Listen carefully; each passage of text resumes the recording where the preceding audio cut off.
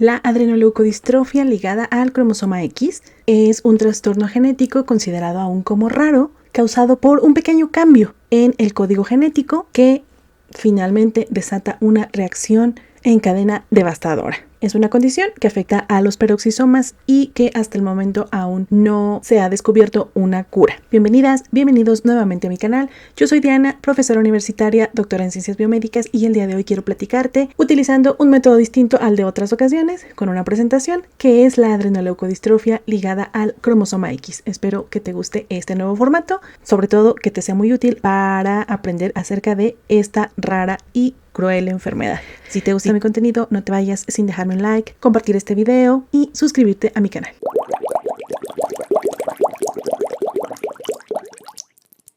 ¿Se imaginan una enfermedad que inicia con un pequeño error? Uno súper pequeño en nuestro código genético, pero que desata una reacción en cadena devastadora en el cuerpo. Bueno, hoy vamos a meternos de lleno a desentrañar la ciencia de una de estas condiciones, la adrenoleucodistrofia ligada al cromosoma X o ALD para abreviarlo. Y es que, bueno, miren, detrás de cada dato científico, de cada término que suena muy complicado en ocasiones, hay historias, hay familias reales y esa es la fuerza que de verdad impulsa a cada descubrimiento. Con eso en mente, bueno, ahora sí empecemos. Para entender todo esto, tenemos una hoja de ruta. Vamos a seguir 6 pasos clave, desde el mero origen genético de la ALD hasta lo que viene, lo más emocionante en el horizonte de nuevos tratamientos. Para empezar, la ALD, que sepas que es un trastorno genético de esos raros que afecta a, digamos, unas plantitas de reciclaje que tenemos en nuestras células y que son llamados peroxisomas. Tengo un video en el que te explico qué hacen estos pequeños organelos. Su ataque va directo al sistema nervioso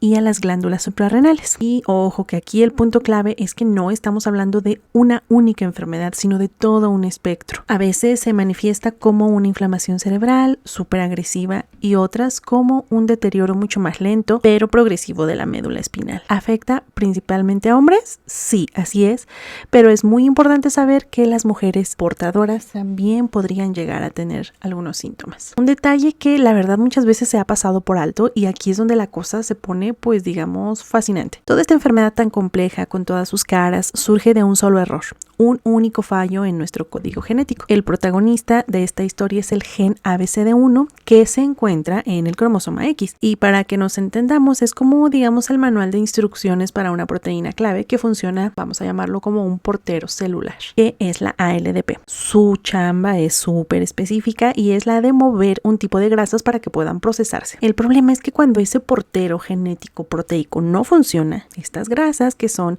llamados ácidos grasos de cadena muy larga, no pueden entrar a donde se supone que deberían entrar para descomponerse, que son los peroxisomas. ¿Qué sucede en consecuencia? Pues que se empiezan a acumular y esa acumulación se vuelve tóxica, convirtiéndose en el motor principal del daño que vemos en la ALD. Y entonces, ¿cómo es que un solo gen defectuoso provoca tanto desastre? Pues no es que sea un solo golpe, sino más bien es como una reacción en cadena, una verdadera cascada de destrucción celular, literalmente hablando. El camino es bastante claro. El gen falla, las grasas tóxicas, que son los ácidos grasos de cadena muy larga, se acumulan. Esta acumulación genera un caos a nivel celular que se llama estrés oxidativo. ¿Y qué es esto del estrés oxidativo? Pues pensemos en ello como una especie de óxido, como el de un clavo oxidado, que empieza a corroer todo por dentro. Este óxido eventualmente va a provocar inflamación y al final ataca directamente el cableado de nuestro sistema nervioso, que es la mielina. La mielina es un aislante de nuestras neuronas y los mismísimos axones pues son dañados permanentemente. Aquí hay un punto crucial que cambió la forma de entender esta enfermedad. Durante años se pensaba que la ALD atacaba principalmente a la mielina, es decir, ya te decía, la capita protectora de los nervios. Pero la ciencia más reciente descubrió que el daño va mucho más profundo. Los axones, que son las verdaderas carreteras de la información y por donde se transmite todo lo que nos hace funcionar adecuadamente, también son atacados directamente y a veces incluso antes que la capa protectora, que es la mielina. El entender cómo funciona este daño nos lleva de lleno al plan de batalla clínico. en la adrenoleucodistrofia, el factor tiempo es el más crítico. Detectar y monitorear proactivamente es la única manera de adelantarse a la enfermedad. Esta tabla, que se ve súper compleja, es básicamente el mapa de batalla de los médicos. Es un protocolo internacional que les dice exactamente qué hacer y cuándo. Por ejemplo, si ven en la fila de ALD cerebral, para los varones se recomienda una resonancia magnética cada 6 meses entre los 2 y los 12 años, lo cual es una ventana de altísimo riesgo. Es un plan de vigilancia para toda la vida diseñado como para cachar cualquier cambio lo antes posible. Y aquí vemos cómo el camino se divide en dos. Por un lado, tenemos la ALD cerebral o la ALDC, una forma inflamatoria que es la más agresiva que se detecta con resonancias magnéticas. Por el otro lado, la adrenomieloneuropatía o AMN, que es un avance más lento, más crónico en la médula espinal y los nervios. Y se monitorea con exámenes de tipo neurológico. El mensaje aquí pues es claro, la vigilancia tiene que ser constante y de por vida.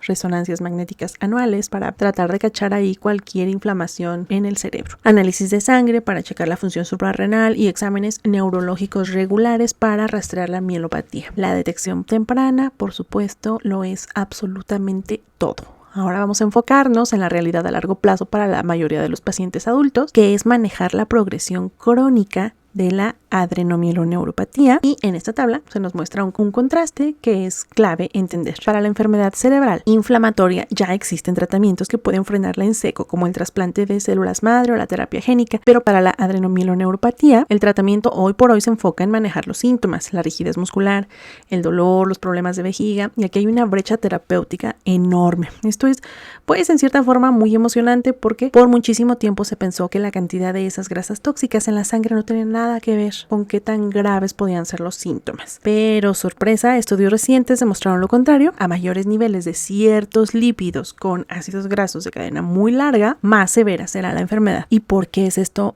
una bomba? Porque podría darnos por fin un biomarcador, es decir, una forma de medir o incluso de predecir la progresión de la enfermedad con un simple análisis de sangre. Y justo por todo esto, el manejar la adrenoleucodistrofia no es trabajo para una sola persona. Se necesita todo un equipo coordinado de especialistas, neurólogos, endocrinólogos, genetistas, médicos de rehabilitación, científicos, todos trabajando en conjunto para atacar los diferentes frentes de la enfermedad. Y pues para cerrar, miremos hacia adelante a esas vías de investigación súper prometedoras que buscan pues justamente llenar los huecos que aún existen en el tratamiento de la ALD. La ciencia está peleando afortunadamente en varios frentes a la vez. Por un lado, se investigan antioxidantes que funcionarían como escudos para proteger a los nervios del estrés oxidativo, pero por otro, se están probando medicinas que ya existen, como algunas para la diabetes, a ver si de casualidad pueden corregir problemas de fondo que tiene la adrenoleucodistrofia.